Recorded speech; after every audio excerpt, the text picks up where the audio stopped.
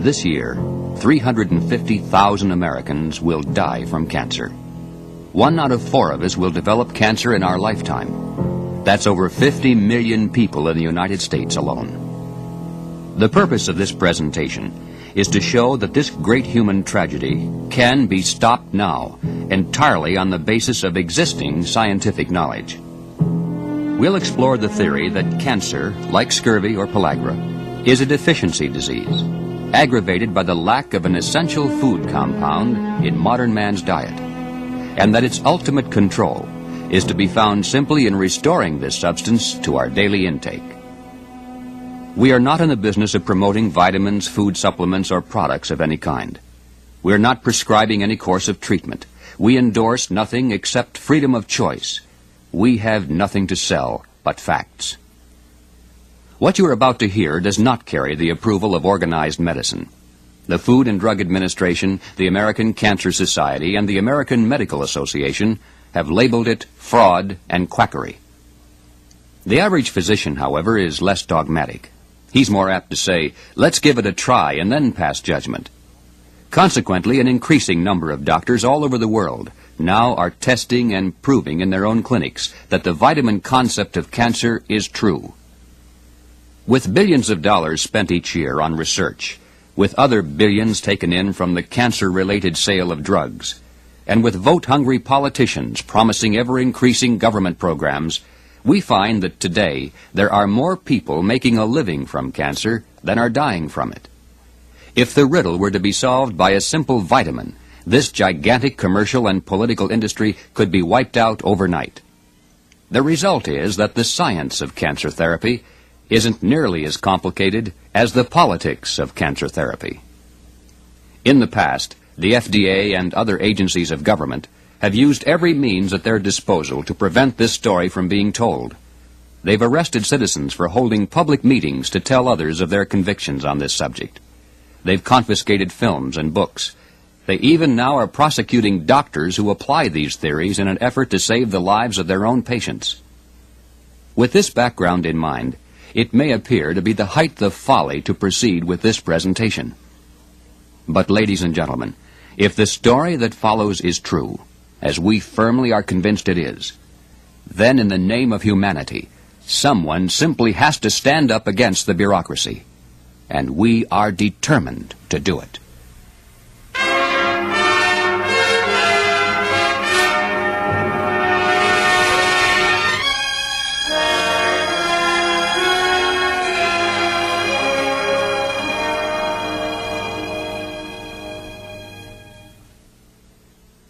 The history of science is the history of struggle against entrenched error. Many of the world's greatest discoveries initially were rejected by the scientific community, and those who pioneered those discoveries often were ridiculed and condemned as quacks and charlatans. Columbus was bitterly attacked for believing the earth was round. Bruno was burned at the stake for claiming the earth was not the center of the universe. Galileo was imprisoned for teaching that the earth moved around the sun. Even the Wright brothers were ridiculed and condemned for claiming that a machine could fly above the earth. In the field of medicine, Andreas Vesalius was denounced as an impostor and heretic because of his discoveries in the field of human anatomy. William Harvey was disgraced as a physician for believing that blood was pumped by the heart and actually moved around the body through arteries. And Ignaz Semmelweis was fired from his hospital post for requiring his maternity staff to wash their hands. Centuries ago, it wasn't unusual for entire naval expeditions to be wiped out by scurvy. Between 1600 and 1800, the casualty list of the British Navy alone was over 1 million sailors. Medical experts of the time were baffled as they searched in vain for some kind of a strange bacterium, virus, or toxin that supposedly lurked in the dark holds of ships. And yet, for hundreds of years, the cure was already known and written in the record. In the winter of 1535, when the French explorer Jacques Cartier found his ships frozen in the ice off the St. Lawrence River, scurvy began to take its deadly toll. Out of a crew of 110, 25 already had died, and most of the others were so ill they weren't expected to recover. And then a friendly Indian showed them the simple remedy. tree bark, and needles from the white pine, both rich in ascorbic acid or vitamin C, were stirred into a drink which produced immediate improvement and swift recovery. Upon returning to Europe, Cartier reported this incident to the medical authorities, but they were amused by such witch doctor cures of ignorant savages, and they did nothing to follow it up. Yes, the cure for scurvy was known, but because of scientific arrogance, it took over 200 years and cost hundreds of thousands of lives before the medical experts began to accept and apply this knowledge. Finally, in 1747, John Lind, a young surgeon's mate in the British Navy, discovered that oranges and lemons produced relief from scurvy, and recommended that the Royal Navy include citrus fruits in the stores of all its ships. And yet, it still took 48 more years before his recommendation was put into effect. The 20th century has proven to be no exception to this pattern. Only a generation ago, large portions of the American Southeast were decimated by the dread disease of pellagra, which was thought to be contagious and probably caused by an as yet undiscovered virus. As far back as 1914, Dr. Joseph Goldberger had proven that this condition was related to diet, and later showed that it could be prevented simply by eating liver or yeast. But it wasn't until the 1940s, almost 30 years later, that the medical world fully accepted pellagra as a vitamin B deficiency. By 1952, Dr. Ernst T. Krebs, Jr., a biochemist in San Francisco, had advanced the theory that cancer, like scurvy or pellagra, is not caused by some kind of mysterious bacterium, virus, or toxin, but is merely a deficiency disease aggravated by the lack of an essential food compound in modern man's diet. He identified this compound as part of the nitriliside family, which occurs abundantly in nature in over 1,200 edible plants, and found virtually in every part of the world. It's particularly prevalent in the seeds of fruits, but also is contained in grasses, maize, sorghum, millet, cassava, linseed, bitter almonds, and many other foods that generally have been deleted from the menus of modern civilization. A chronic disease is one which usually doesn't pass away of its own accord. A metabolic disease is one which arises within the body and isn't transmittable to another person. Cancer, therefore, is defined as a chronic metabolic disease. Dr. Krebs has pointed out that in the entire history of medical science, there hasn't been one chronic metabolic disease that was ever cured and prevented by drugs or mechanical manipulation of the body. In every case, the ultimate solution was found only in factors relating to adequate nutrition. And he thinks that this is an important clue as to where to concentrate our scientific curiosity in the search for a better understanding of cancer. But there are other clues as well. Before looking at the more technical aspects of Dr. Krebs' theory, it's well that we examine some of them. For example, domesticated pets often seek out certain grasses to eat, even though they're adequately filled by other foods. This is particularly likely to happen if the animals are not well. It's interesting to note that the grasses selected by instinct are Johnson grass, Tunis grass, Sudan grass, and others that are especially rich in nitrilicides, or vitamin B17. Monkeys and other primates at the zoo, when given a fresh peach or apricot, will carefully pull away the sweet fleshy part, crack open the hard pit, and devour the small seed that remains. Instinct compels them to do this, even though they've never seen that kind of fruit before. These seeds are one of the most concentrated sources of nitrilicides to be found anywhere in nature. Wild bears are great consumers of nitrilicides in their natural diet. Not only do they seek out berries that are rich in this substance, but when they kill small grazing animals for their own food, instinctively they pass over the muscle portions and consume first the viscera and rumen, which are filled with nitrilicide grasses. In captivity, animals seldom are allowed to eat all the foods of their instinctive choice. In the San Diego Zoo, for example, the routine diet for bears, although adequate in volume and nutritious in many other respects, is almost totally devoid of nitrilicides. In one grotto alone, over a 6-year period, 5 bears died of cancer. It was generally speculated by the experts that a virus had been the cause. Now, it's highly significant that one never finds cancer in the carcasses of wild animals killed in the hunt.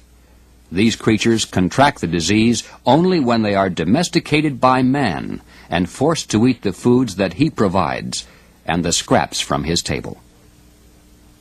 Dr. George M. Briggs, professor of nutrition at the University of California, has said, "The typical American diet is a national disaster. If I fed it to pigs or cows without adding vitamins and other supplements, I could wipe out the livestock industry." A brief look at the American diet tells the story. Grocery shelves now are lined with high carbohydrate foods that have been processed, refined, synthesized, artificially flavored, and loaded with chemical preservatives. Some manufacturers even boast of how little real food there is in their product. Millet once was the nation's staple grain. It is high in nitrilicide content, but now it's been replaced by wheat, which has practically none at all. Sorghum cane has been replaced by sugar cane with the same result. Even our cattle are fed increasingly on quick-growing, low-nitrilicide grasses, so there's less vitamin B17 residue in the meat we eat. In some places, livestock now are being fed a diet containing 15% paper to fatten them quicker for market. And so we see that in the past 50 years, the foods that once provided the American people with ample amounts of natural vitamin B17 gradually have been pushed aside or replaced altogether by foods almost devoid of this factor. Significantly, it's during this same time span that the cancer rate has moved steadily upward, to the point where today 1 out of every 4 persons in the United States is destined to contract this disease. The ultimate scientific test of the vitamin theory of cancer would be to take a large number of people, numbering in the thousands, and over a period of many years expose them to a consistent diet of rich nitrilicide foods, and then check the results. Fortunately, this already has been done. In the remote recesses of the Himalaya Mountains, between West Pakistan, India, and China, there is a tiny kingdom called Hunza. These people are known world over for their amazing longevity and good health. It's not uncommon for Hunzakuts to live beyond 100 years, and some even to 120 or more. Visiting medical teams from the outside world report that there never has been a case of cancer in Hunza. Although presently accepted science is unable to explain why these people should be free of cancer, it's interesting to note that the average Hunza diet contains over 200 times more nitrilicide than the average American diet. In fact, in that land where there is no such thing as money, a man's wealth is measured by the number of apricot trees he owns, and the most prized of all foods is considered to be the apricot seed. It's also interesting to learn that when the Hunzakuts leave their secluded land and adopt the menus of other countries, they soon succumb to the same diseases and infirmities, including cancer, as the rest of mankind. The Eskimos are another people that have been observed by medical teams for many decades and found to be totally free of cancer. The traditional Eskimo diet is amazingly rich in nitrillicides that come from the residue in the meat of caribou and other grazing animals, and also from the salmonberry, which grows abundantly in the Arctic areas. When the Eskimo abandons his traditional way of life and begins to rely on westernized foods, he becomes even more cancer-prone than the average American. There are many other peoples in the world that could be cited with the same characteristics. The Abkhazians near the Black Sea, the Hopi and Navajo Indians of North America, certain native populations in South America and South Africa. From all races and all regions of the world, the one thing they have in common is that the degree to which these people are free from cancer is in direct proportion to the amount of nitrillicides or vitamin B17 found in their native diet. In answer to this, the skeptic may argue that these primitive groups aren't exposed to the same cancer-producing elements that modern man is, and perhaps that's why they're immune. Let them breathe the same smog-filled air, smoke the same cigarettes, swallow the same chemicals added to their food or drinking water, use the same soaps or deodorants, and then see how they fare. This, of course, is a valid point. But fortunately, even that question now has been resolved by experience. For over 2 decades, there has been a steadily growing group of people who have accepted the vitamin theory of cancer and who have altered their diets accordingly. They represent all walks of life, all ages, both sexes, and reside in almost every advanced nation in the world. It's estimated that there are many thousands in the United States alone. Now, it's true that there's no way to determine their exact number or to conduct clinical examinations on each of them, but they do constitute a rather well-defined group that is both vocal and conspicuous. It's significant, therefore, that after starting and maintaining a diet rich in vitamin B17, none of these people has ever been known to contract cancer. Now, let's repeat that statement. While their fellow citizens are suffering from cancer at the rate of 1 out of every 4, not one of these thousands has ever been known to contract this dread disease. For many persons, the logic of all these facts put together is so great that it would be easy to close the case right here. But in view of the powerful opposition against this concept, let's not content ourselves only with the logic of the theory. Let's reinforce our convictions with the science of the theory also, that we may understand why it works the way our logic tells us that it must. In 1902, John Beard, a professor of embryology at the University of Edinburgh in Scotland, reported that there were no discernible differences between highly malignant cancer cells and certain pre-embryonic cells that were quite normal in the early stages of pregnancy. In technical terms, these normal cells are called trophoblasts. Extensive research had led Professor Beard to the conclusion that cancer and trophoblast are in fact one and the same. His theory, therefore, is known as the trophoblastic thesis of cancer. The trophoblast in pregnancy indeed does exhibit all the classical characteristics of cancer. It spreads and multiplies rapidly as it eats its way into the uterus wall, preparing a place where the embryo can attach itself for maternal protection and nourishment. The trophoblast is formed as a result of a chain reaction, starting with another cell, identified as the diploid totipotent. For our purposes, let's call this simply the total life cell, because it contains within it all the separate characteristics of the complete organism and has the total capacity to evolve into any organ or tissue, or for that matter, into the complete embryo itself. About 80% of these total life cells are located in the ovaries or testes, where they serve as a genetic reservoir for future offspring. The rest of them are distributed elsewhere in the body, for a purpose not yet fully understood, but which may involve the regenerative or healing process of damaged tissue. The hormone estrogen is well known for its ability to affect changes in living tissue. Although it's generally thought of as a female hormone, it's found in both sexes and performs many vital functions. Wherever the body is damaged, either by physical trauma, chemical action, or illness, estrogen always appears in great quantities, possibly serving as a stimulator or catalyst for body repair. It's now known that the total life cell is triggered into producing trophoblast when it comes into contact with estrogen. When this happens to those total life cells that have evolved from the fertilized egg, the result is a placenta and umbilical cord, a means of nourishing the embryo. But when it occurs non-sexually as part of the general healing process, the result is cancer. When cancer begins to form, the body reacts by attempting to seal it off and surrounding it with cells that are similar to those in the location where it occurs. A bump or lump is the usual result. Under microscopic examination, most of these tumors are found to resemble a mixture or hybrid of both trophoblast and surrounding cells, a fact which has led many researchers to the premature conclusion that there are many different types of cancer. But the degree to which various tumors appear to be different is the same degree to which they're benign, which means that it's the degree to which there are non-cancerous cells within it. The greater the malignancy, the more these tumors begin to resemble each other, and the more clearly they begin to take on the classic characteristics of pregnancy trophoblast.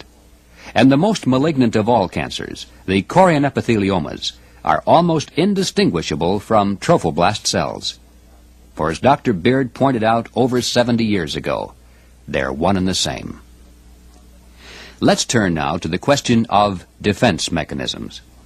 Before we can hope to conquer cancer, first we must understand how nature conquers cancer, how nature protects the body and controls the growth of trophoblast cells. All animals contain billions of white blood cells. One of the functions of these cells is to attack and destroy anything that is foreign and harmful to our bodies. For this reason, it would seem logical that they would attack cancer cells also. But since cancer is trophoblast, and since trophoblast is not foreign to the body, but is in fact a vital part of the life cycle, nature has provided it with a very effective means of avoiding the white cells. One of the characteristics of the trophoblast is that it's surrounded by a thin protein coating that carries a negative electrostatic charge. The white cells also have a negative charge, and since similar polarities repel each other, the trophoblast is well protected. Part of the solution to this problem is found in the pancreas, which secretes an enzyme called trypsin. When this enzyme reaches the trophoblast in sufficient quantity, it digests the protective protein coat. The cancer then is exposed to the attack of the white cells, and it dies. Applying this to the embryo, we find that the trophoblast cells there continue to grow and spread right up to the 8th week. And then suddenly, with no apparent reason, they stop growing and are destroyed. Recent research has provided the explanation. It's in the 8th week that the baby's pancreas begins to function. Now, it's significant that the upper intestines, near the point where the pancreas empties into it, is the one place in the human body where cancer is almost never found. We note also that diabetics, those who suffer from a pancreas malfunction, are 3 times more likely to contract cancer than non-diabetics. These facts, which have puzzled medical investigators for years, at last can be explained in light of the trophoblastic thesis of cancer. But what happens if the pancreas is weak, or if the rate of cancer growth is so high that the enzyme trypsin can't keep up with it? Then what? The answer is that nature has provided a backup mechanism, a second line of defense that can do the job even if the first line should fail. It involves a unique chemical compound that poisons the malignant cell while nourishing all the rest. And this is where the vitamin concept of cancer finally comes back into the picture. The chemical compound in question, of course, is vitamin B17, which is found in those natural foods containing nitrillicides. It's known also as amygdalin, and as such has been used and studied extensively for well over 100 years. But in its concentrated and purified form, developed by Dr. Krebs specifically for cancer therapy, it is known as Laetrile. For the sake of clarity in this presentation, however, we shall favor the more simple name, vitamin B17. The B17 molecule contains 2 units of sugar, 1 of benzaldehyde, and 1 of cyanide, all tightly locked together within it. Now, as everyone knows, cyanide can be highly toxic and even fatal if taken in sufficient quantity. However, locked as it is in this natural state, it's completely inert chemically, and has absolutely no effect on living tissue. There is only one substance that can unlock this molecule and release the cyanide. That substance is an enzyme called beta-glucosidase, which we shall call the unlocking enzyme. When B17 comes in contact with this enzyme, not only is the cyanide released, but also the benzaldehyde, which is highly toxic by itself. In fact, these two working together are at least 100 times more poisonous than either of them separately. The unlocking enzyme is not found to any dangerous degree anywhere in the body except at the cancer cell, where it always is present in great quantity. The result is that vitamin B17 is unlocked at the cancer cell. It becomes poisonous to the cancer cell, and only to the cancer cell. There's another important enzyme called rhodinase, which we shall identify as the protecting enzyme. The reason is that it has the ability to neutralize cyanide by converting it instantly into byproducts that actually are beneficial and essential for health. This enzyme is found in great quantities in every part of the body except the cancer cell, which consequently is not protected. Here then is a biochemical process that destroys cancer cells while at the same time nourishes and sustains non-cancer cells. It's an intricate and perfect mechanism of nature that simply couldn't have been accidental. There's much speculation today about carcinogens, the things that supposedly cause cancer. We're told that researchers now have proven that smoking or excessive exposure to the sun or chemical additives to our food or even certain viruses all can cause cancer. But as we have seen, the real cause is an enzyme and vitamin deficiency. These other things merely are the specific triggers that start the process. Anything that produces prolonged stress or damage to the body can trigger off the production of estrogen as a part of the healing process. If this goes unchecked because the body lacks the necessary chemical ingredients to fight back, then the result is cancer. Specific carcinogens, therefore, do not cause cancer. They merely determine where it's going to occur. Of course, nature's defenses against cancer include more than just the pancreatic enzymes and vitamin B17. Research has shown that an important role also may be played by other enzymes, other vitamins, oxygenation of the blood, pH levels, and even body temperature. Vitamin B17 seems to be the most vital and direct acting of all these factors, but none of them can be ignored, for they're an interlocking part of the total natural mechanism. Fortunately, it's not necessary for man to understand fully every theoretical aspect of this mechanism in order to make it work for him in practice. All that he really needs to know is the necessity of eating foods rich in all the vitamins and minerals, and of minimizing damage or stress to the body. The reality of the vitamin B17 concept of cancer has been proven in the laboratory beyond any doubt.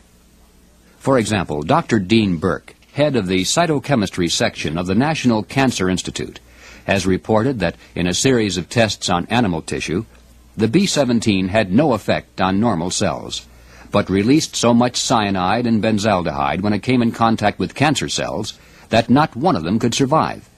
He said, "When we add Laetril to a cancer culture under the microscope, we can see the cancer cells dying off like flies."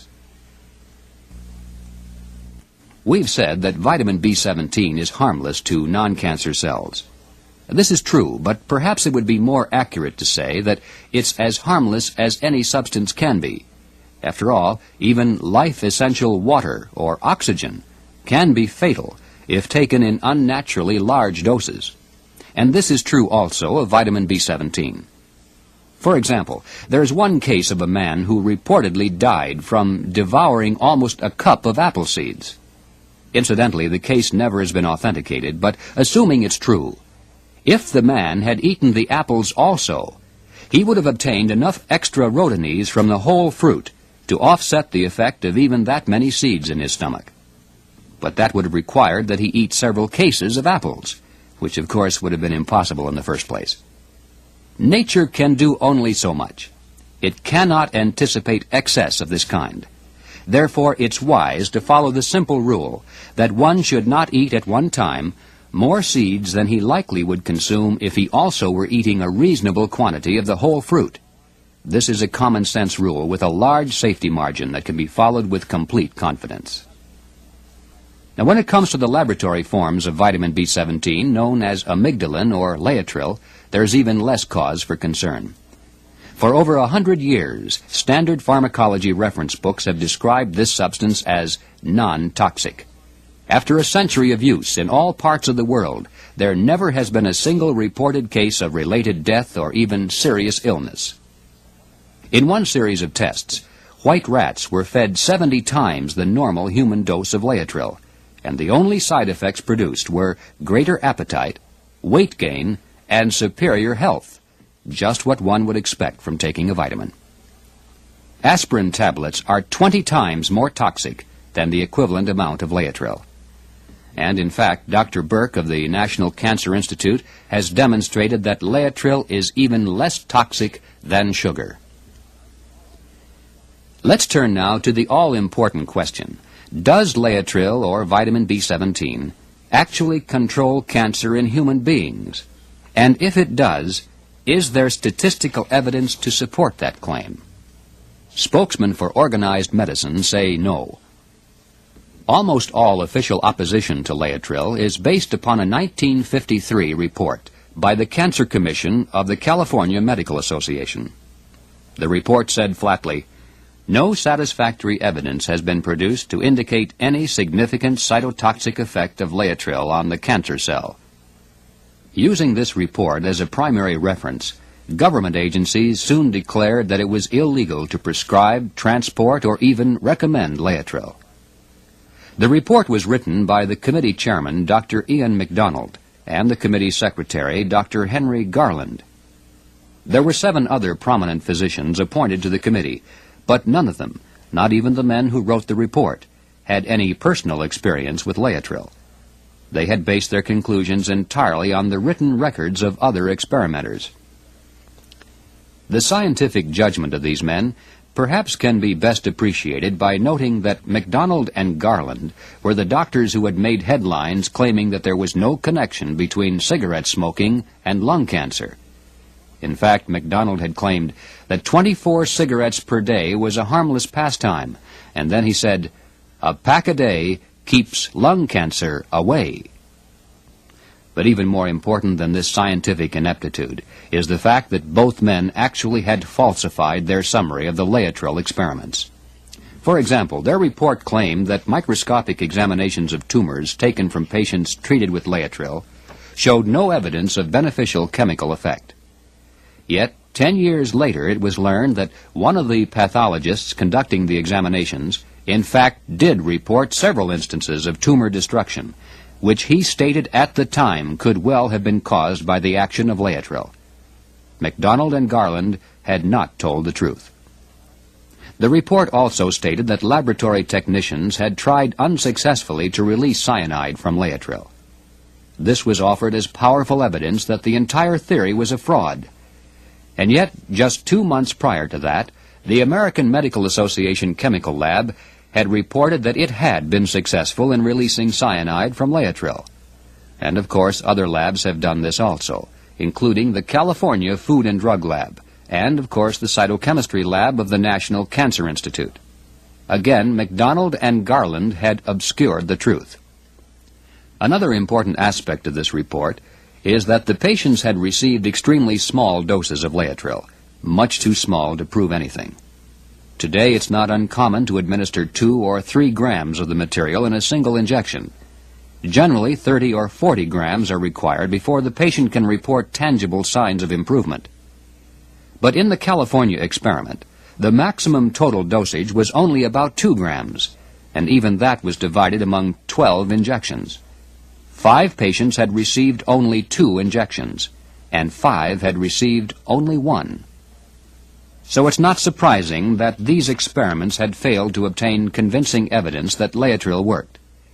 What is surprising, however, is that this and similar discredited reports continue to be cited by the American Cancer Society as proof that Laetrile is a hoax. But let's return to the original side of this question. What evidence is there to support the claim that Laetrile does work?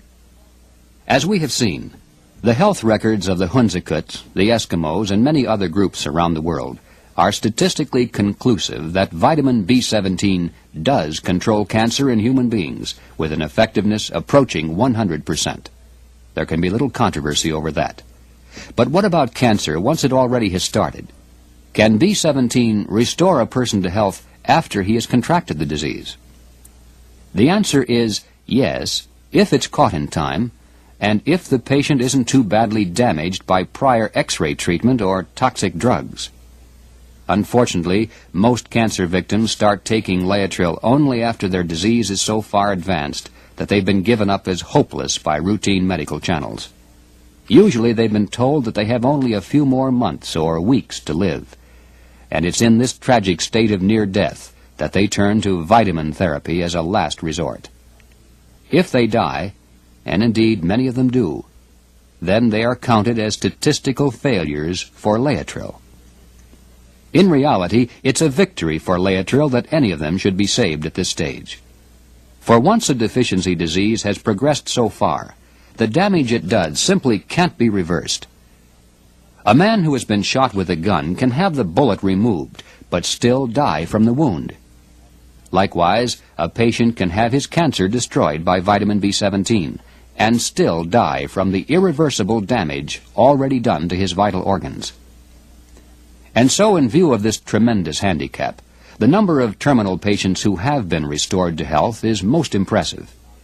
In fact, there literally are thousands of such case histories in the medical record. The American Cancer Society has tried to create the impression that the only ones who claim to have been saved by Laetrile are those who merely were hypochondriacs and who never really had cancer in the first place. But the record reveals quite a different story. Let's take a look at just a few examples. Mr. David Edmonds of Pinole, California, was operated on in June of 1971 for cancer of the colon, which also had metastasized or spread to the bladder. When the surgeon opened him up, he found that the malignant tissue was so widespread it was almost impossible to remove it all. The blockage of the intestines was relieved by severing the colon and bringing the open end to the outside of his abdomen, a procedure known as a colostomy. 5 months later, the cancer had returned, and Mr. Edmonds was told that he had only a few more months to live. Mrs. Edmonds, who was a nurse, had heard about Laetrile and decided to give it a try. 6 months later, instead of lying on his deathbed, Mr. Edmonds surprised the doctors by feeling well enough to resume an almost normal routine. An exploratory cystoscopy of the bladder revealed that the cancer there had completely disappeared. At his own insistence, he was readmitted to the hospital to see if his colon could be put back together again.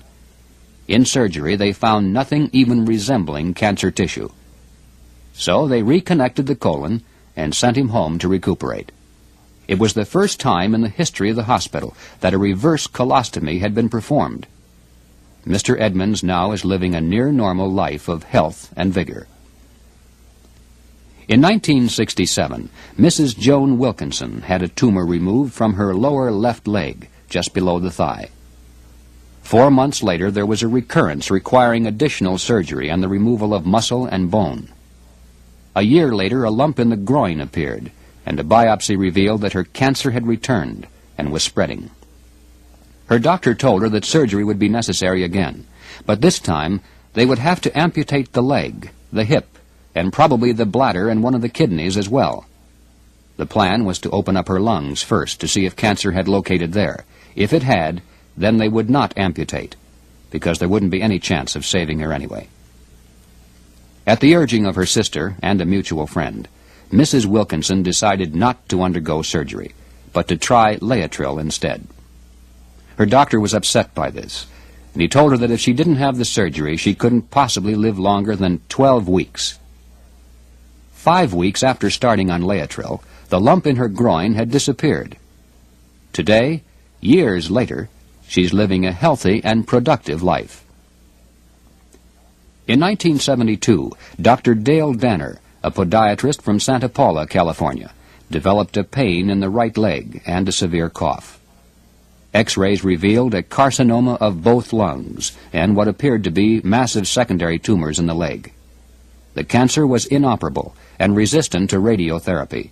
The prognosis was incurable and fatal.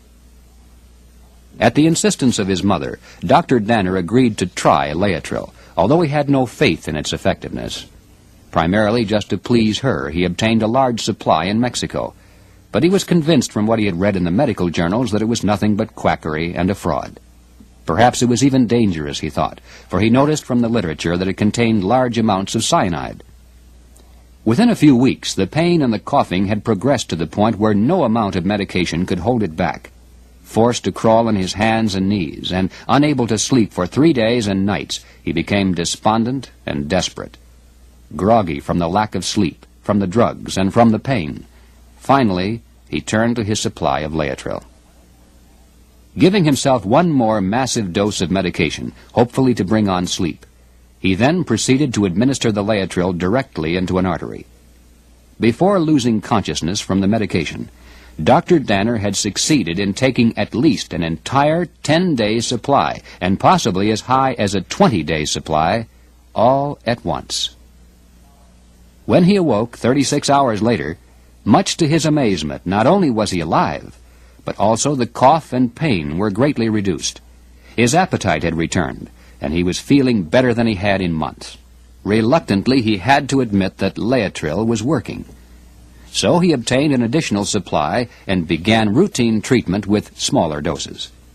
3 months later, he was back to work. Since Laetrile was developed in 1952, there have been literally thousands of similar case histories reported and documented.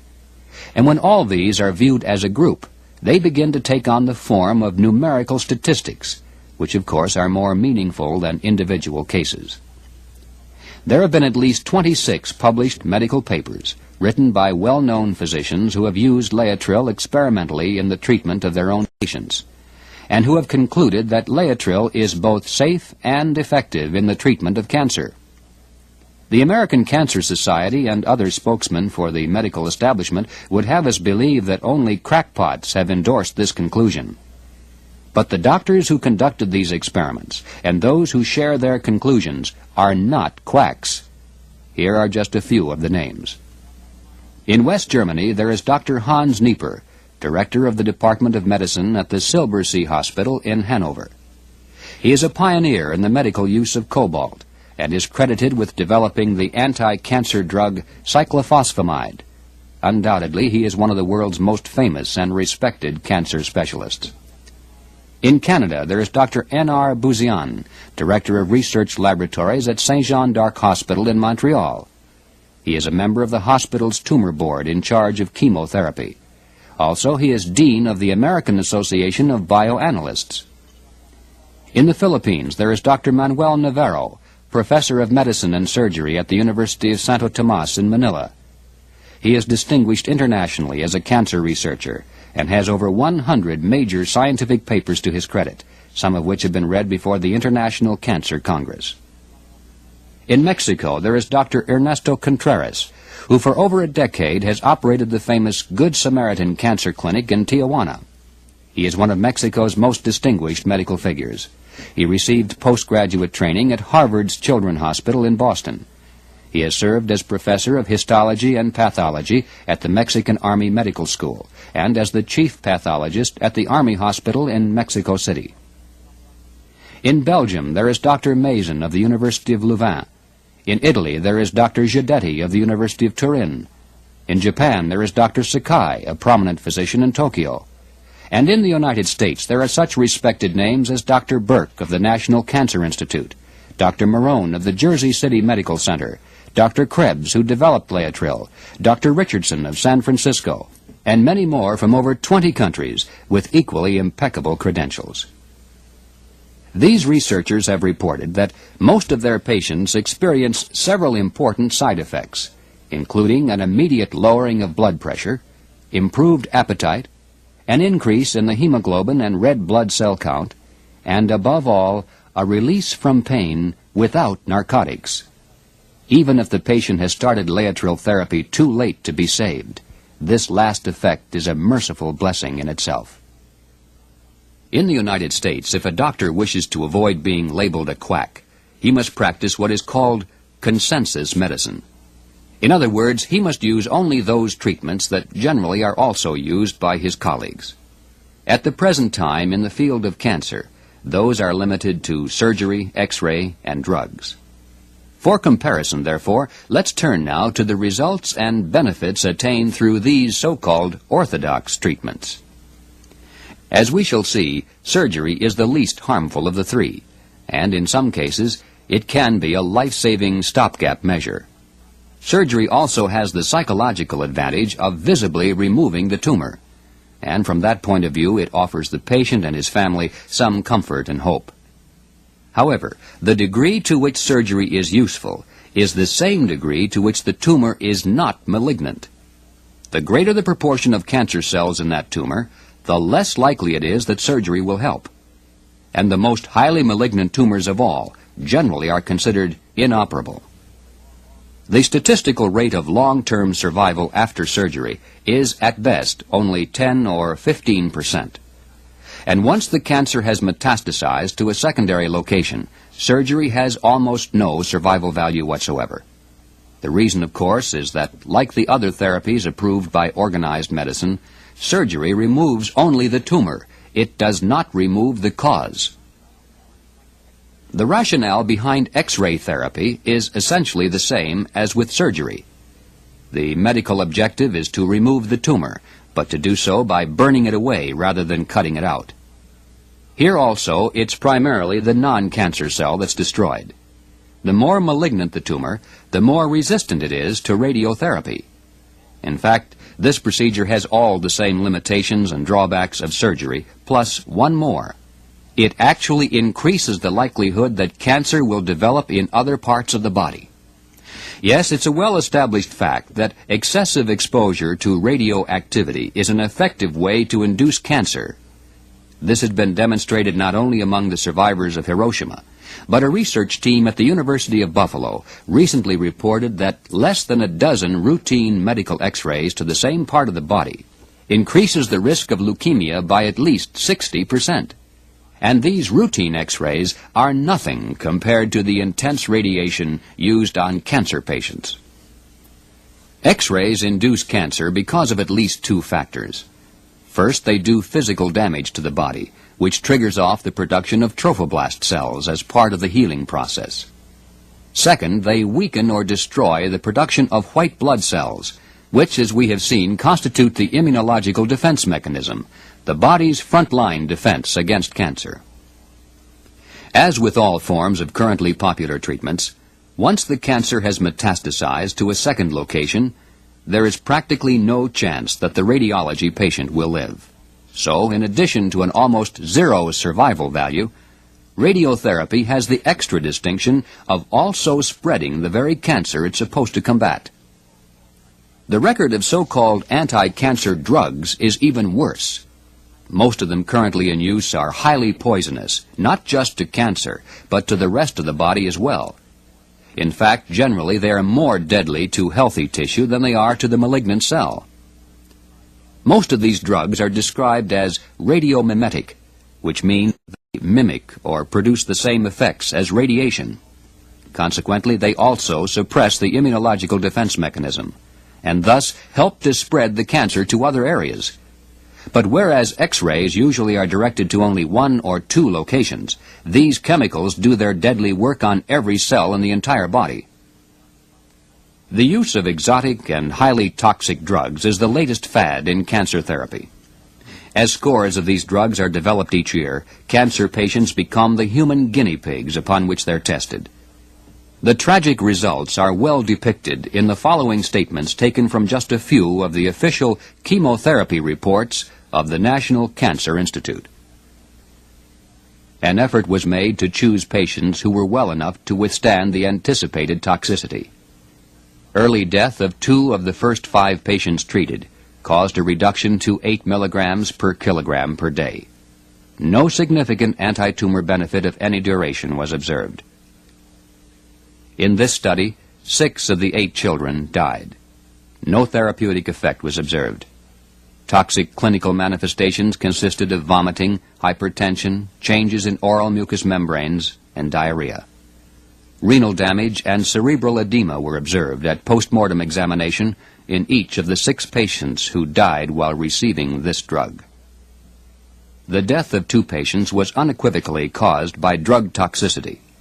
8 of the 14 patients who survived their initial courses of therapy showed rapid and general deterioration and died within 10 weeks after therapy began.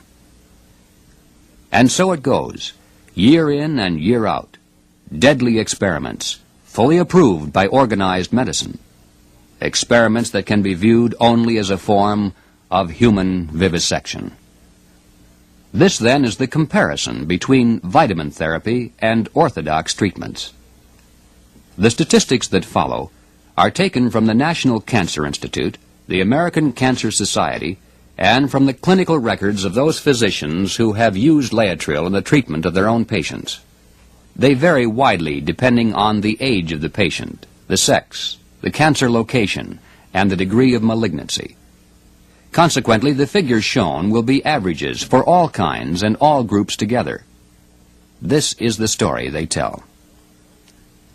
Of those with advanced metastasized cancer who have been told by their physician that there is no hope, only 15% will be saved when they turn to vitamin therapy, which is not good.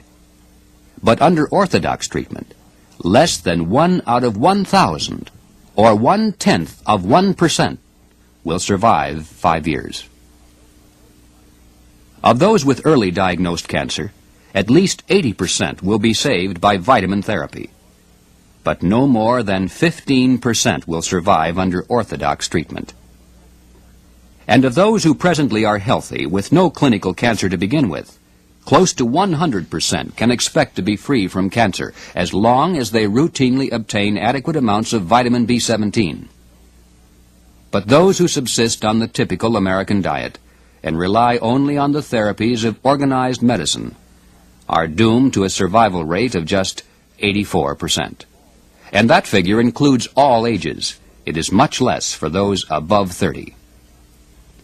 As mentioned previously, these figures will vary widely depending on age, sex, cancer location, and degree of malignancy. Also, they're somewhat arbitrary when it comes to separating early diagnosed cancers from those that are advanced, for often there's a gray area between the two.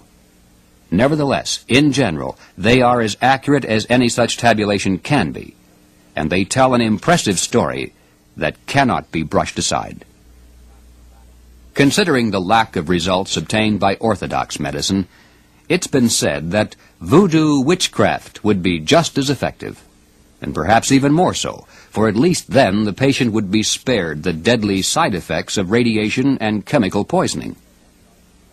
Just as we are amused today at the primitive medical practices of history, future generations surely will look back at our own era and cringe at the senseless cutting, burning, and poisoning that now passes for medical science.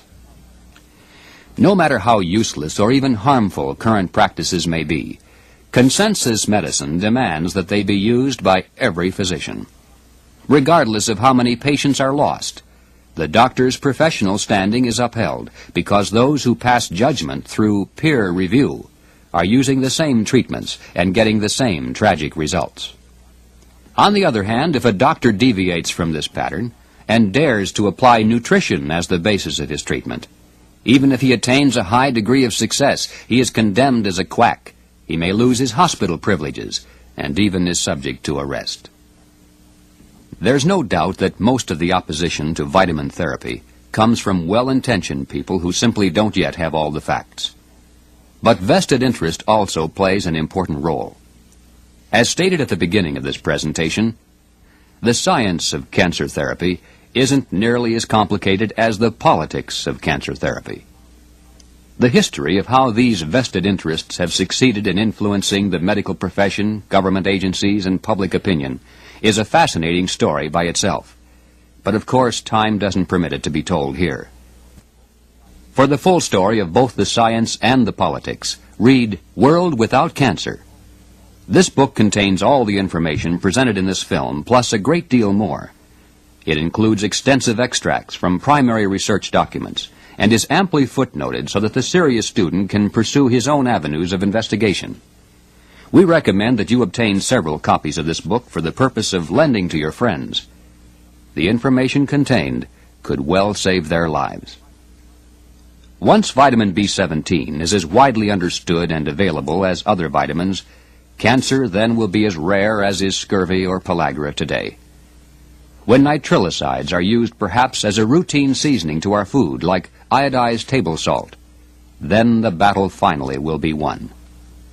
This is our goal, and it's an objective that can be reached right now by anyone who will act upon this knowledge. You and your family now may become secure from cancer, but that's only because someone else has helped to bring these facts to your attention. Can you do less for others? Join with us in this noble task. Together, we can create a world without cancer.